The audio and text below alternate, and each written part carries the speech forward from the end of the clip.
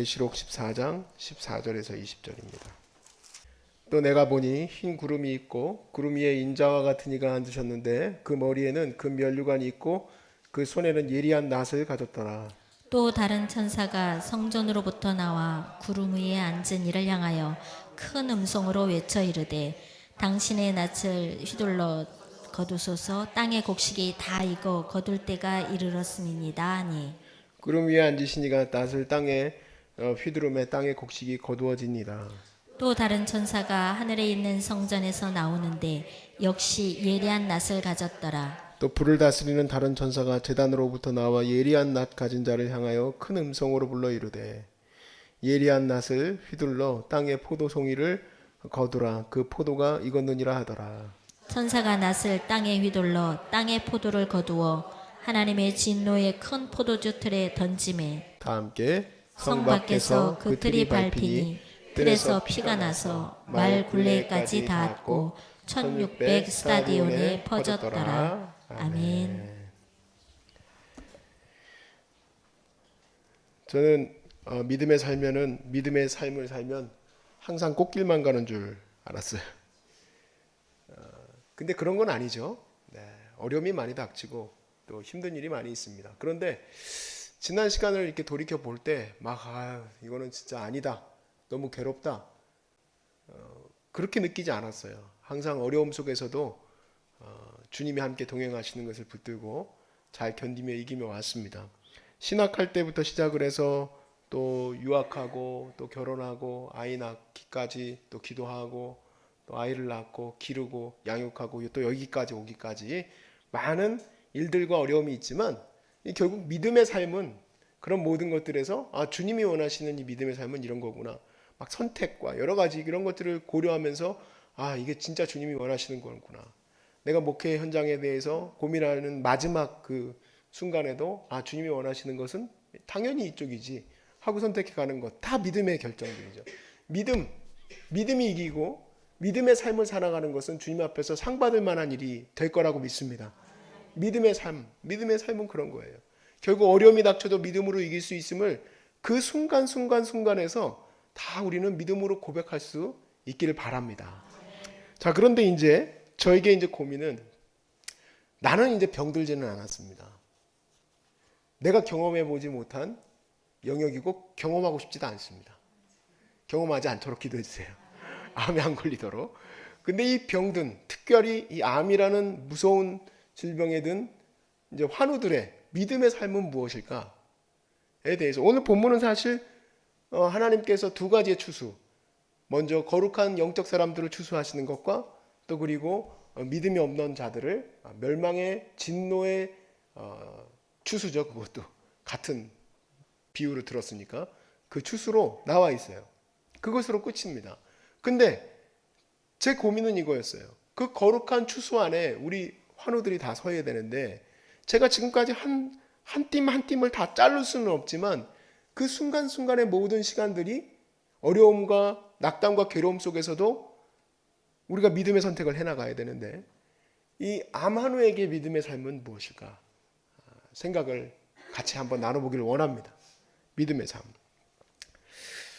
이제 뭐 지금 여러분들이 어느 정도 지금 싸움을 해나가고 있고 나름대로 항암도 하고 방사선도 하고 하는 거는 지금 괜찮은 상태예요, 여러분. 별로 웃지를 않으시죠? 이게 괜찮단 말인가? 네가 아파봐라. 그렇겠죠? 물론 그렇습니다. 이거는 지금 엄청나게 심각한 상황이지만 일반 사람들한테 봤을 때 암이라는 것 자체가 심각하지만 암 환자 중에서는 방사선 치료하고 암 환자로서 항암 치료하고 있으면 괜찮은 상태예요. 이제 선생님이 못하겠습니다 그러면 이제 심각한 거지. 그 못하겠습니다 하는 분들이 자꾸 전화가 와가지고 큰일이에요. 이제 더 이상 선생님들이 못하겠다고 하는데 들어갈 자리가 없는 못 들어오죠. 어떻게 기다려요? 그걸 다 전화드리면 돌아가셨지 벌써. 아무튼 빨리 만났으면 좋겠어요. 그런 분들도 좀 일찍 와서 좀 같이 여기서 치유의 효과를 더 누렸으면 좋겠는데 그 상태까지 정말 치유도 할 수 없는 상태까지 이르렀을 때에 나의 믿음의 모습은 무엇일까? 내가 뭐 전도하러 나갈 수 있는 것도 아니고 내가 뭐 성경을 갖다가 또 일독을 해낼 수 있는 상태도 아닌 거고 어떻게 해야 됩니까? 욥기를 보니까 믿음의 삶에 그런 어떤 정말 이시오지로 봤을 때, 이시오지는 이제 우리가 움직일 수 있느냐 없느냐 이 상태를 한 0부터 4까지를 나눠요. 그래서 4라고 하면은 50% 이상 그냥 누워 계시는 거예요. 누워 계시는 거. 그 정도의 상황에 이르렀을 때의 믿음의 삶은 무엇일까? 욥이 믿음의 고백을 끝까지 감당하죠. 보니까 이 믿음의 시련에 있어서 가장 힘든 게 경제적인 타격, 또 그리고 자녀가 심지어 죽는 문제, 얼마나 무서운 일입니까? 그리고 뭐 부도, 관계의 어려움 다 소용없어요. 사단이 욥이 아무 것으로도 하나님을 비방하지 않으니까 마지막에 하나님에게 제안하는 게 뭡니까? 몸을 치라고 그러는 거예요. 몸을 치면 그가 반드시 하나님을 욕할 것입니다. 그래서 욕할 것을 예상을 하고 완전히 정말 목숨만 딱 걸려놓게 하고는 병이 들게 했어요. 정말 기왓장으로 몸이 너무 간지러워서 기왓장으로 긁어가면서 정말 피부암 아닌지 모르겠어요. 그럴 정도로 막 괴로움 가운데에서도 그가 끝까지 믿음을 지켰죠. 믿음을 지킨다. 결국에는 하나님이 나를 선한 길로 인도하고 가고 계시며 주시는 이도 하나님이시오 거두시는 이도 하나님이십니다. 여러분들의 모든 고백이 되시길 바랍니다. 저의 고백이 되길 또 바라고 비록 힘들고 어려워도 정말 우리의 고백은 끝까지 주님의 선하심이 항상 선포될 수 있길 바라요. 그 사람들에게는 금면류관이 씌워질 줄로 믿습니다. 끝까지 주님의 은혜를 붙든 자들에게는 하나님의 거룩한 면류관이 씌워질 줄로 믿어요. 여러분 끝까지 증인의 삶이 뭘까요? 우리 정말 제가 지난 2년간 환우들을 섬기면서 진짜 증인들이 보니까 말기암으로 거의 끝까지 갔을 때에도 정말 코마로 갔다가 돌아왔다가 코마로 갔다 돌아왔다 할 때예요. 한 이틀 남았어요. 이틀. 그랬는데 그때 눈 뜨자마자 얘기하는 게 뭐냐면 거기 가족들이 다 와 있어요. 벌써. 예수 믿으라고. 예수 믿으라고. 예수 믿고 구원받으라고. 또 코마로 갔다가 다시 돌아오고 또 예수 믿으라고 하고 그거를 저한테 얘기해줘요. 그분들이 유가족들이 얼마나 정말 감사한지 모른다고 하면서 얘기를 해줘요. 그거는 완전히 정말 누웠을 때 얘기고 그러면 우리가 지금 감당할 수 있는 이 시간들 속에서는 지금 굉장히 좋아지고 있습니다. 그럼 없던 믿음도 생기는 것 같아. 좋아지고 있습니다. 그럼 막 그냥 없던 믿음도 막 생기고 막 기도할 마음이 먼저 생겨요. 근데 믿음이 뭘까? 주의 말씀이 뭐라고 얘기하는지에 따라서 가는 건데 여러분이 이 성경에 있는 말씀이 여러분에게 하나님께서 어떤 하나님이라 얘기하십니까? 치료의 하나님이라고 그러시잖아요. 하다가 말 하나님이라고 되어 있는 본문이 어디 있습니까?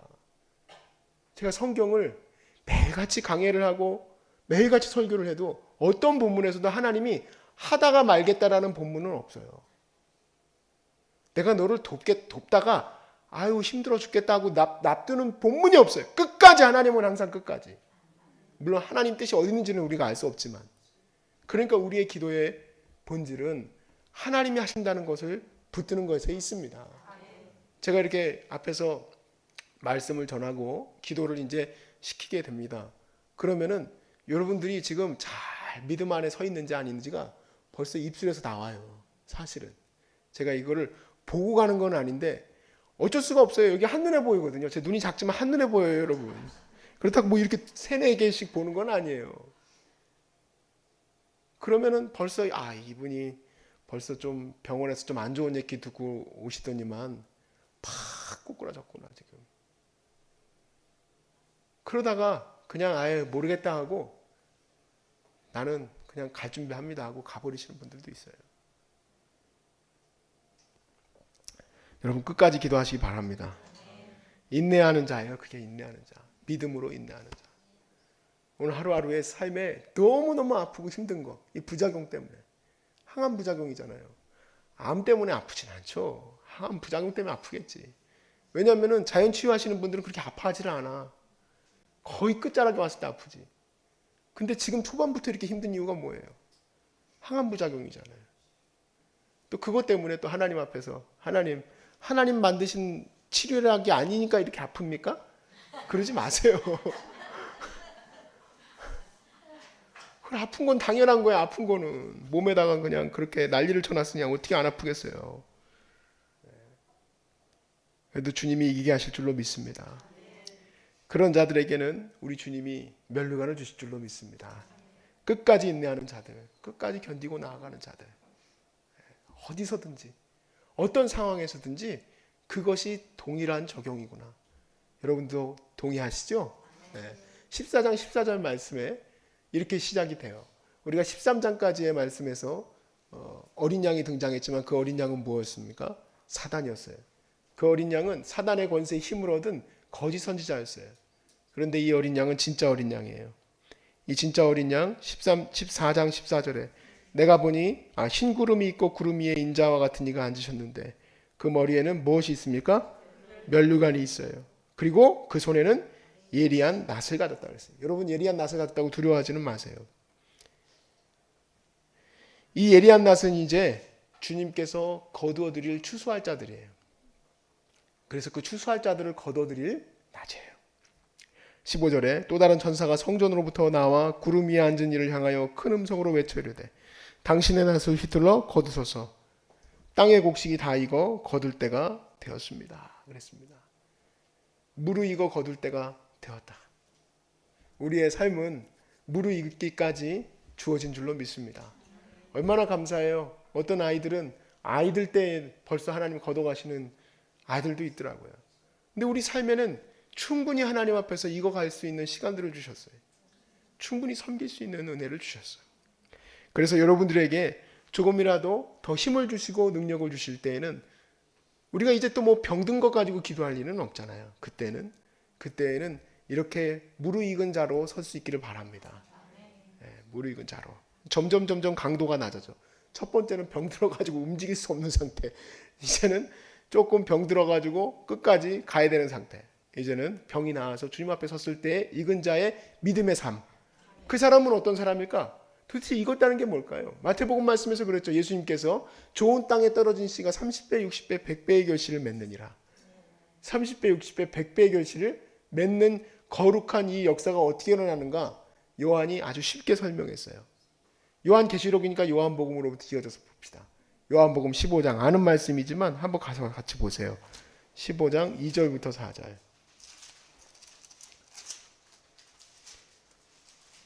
물은 내게 2절부터 물은 내게 붙어 있어 열매를 맺지 아니하는 가지는 아버지께서 그것을 제거해 버리시고 물을 열매를 맺는 가지는 더 열매를 맺게 하려 하여 그것을 깨끗하게 하시느니라.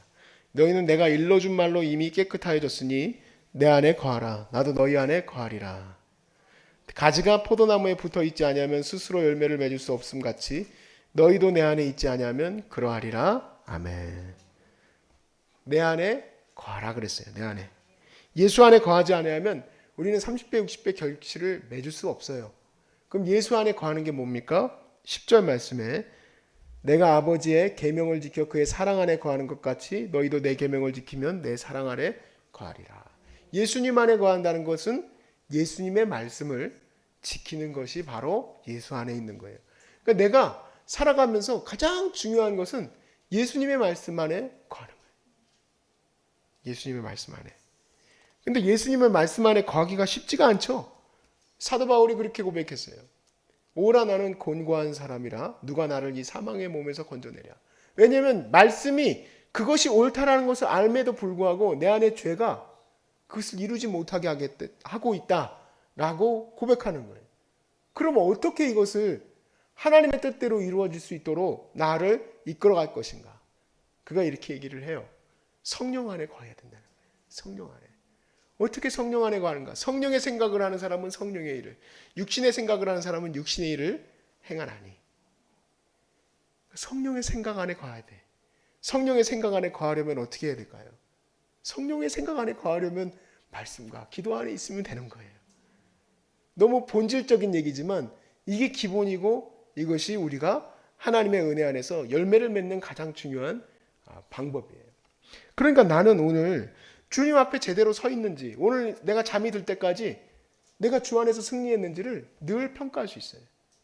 그 시작점이 말씀과 기도가 없으면 절대로 나는 뭐 금연류가 아니고 음연류가 아니고 우리는 이것까지 볼 것도 없고 하루의 이 삶이 주님 앞에서 잘 서 있는 것이 중요한 거예요. 그 다음에 9절에 나오는 게 뭡니까? 오늘 본문에 17절 말씀에 보니까 또 다른 천사가 있어 성전에서 나오는데 역시 예리한 낫을 가졌습니다. 이 낫은 다른 낫이에요. 이 낫은 무엇을 위한 낫이냐면 심판을 위한 낫이에요. 심판을 위한 낫. 그래서 그 무르익은 포도 열매가 맛있는 포도 열매가 아니라 이 포도 열매를 으깨면 붉은 빛이 나오죠. 그 진노의 틀 안에서 붉은 빛깔이 나오는 건 피가 되는 거예요. 그들이 다 죽임을 당하는 것을 말하죠. 그러니까 하나님의 은혜 안에 서 있지 않았던 자들, 하나님의 말씀 안에 서 있지 않던 자들, 하나님의 믿음 안에 서 있지 않던 자들, 지금 거꾸로 다시 이렇게 올라가서 우리의 마지막 순간까지 이 모든 것이 믿음 안에 있지 않던 자들은 진노의 틀에서 다 밟혀 죽게 될 것입니다. 굉장히 무서운, 도 아니면 뭐로 딱 나와서 와, 이거 너무 심각하다 그렇게 받아들일 수 있지만 우리는 다 믿음의 은혜 안에 있습니다. 은혜 안에 있으니까요, 오늘도 기도하면 돼요. 주님 다시 세워주십시오. 믿음 안에 서게 하시고 우리도 욥처럼 입술에 거짓된 망령된 말들 나오지 않게 하여 주시옵시고, 또 그리고 믿음 안에 서서 사랑으로 잘 세워나갈 수 있게 도와주십시오. 여기서 함께 지내면서 저는 항상 기대하는 게 있어요. 여러분들이 혹시나 누구 때문에 힘들고 어려운 일이 생겼다, 제 귀에 딱 들렸다, 할렐루야 감사합니다. 그 사람의 그 튀어나온 모나운 부분들이 그렇게 깎여나가는 시간, 여기서 동글동글하게 만들어가지고 보내는 게 제 사명이에요. 사명. 저는 절대로 뭐 관계나 여러 가지 이유 때문에 방 옮기는 거 있을 수가 없어요. 왜냐면 그 기회인데, 기회예요. 그거 깨트려야 되는데 그거 깨트리시려고 하나님이 여기 보내셨는데 할렐루야 감사합니다. 절대 방 안 옮기죠. 왜냐면은 거기서 잘 세워지면, 기도로 세워지면 이길 수 있으니까. 여러분 기도의 시간에 무슨 기도 하십니까? 깎아주시기를 기도하시기 바랍니다.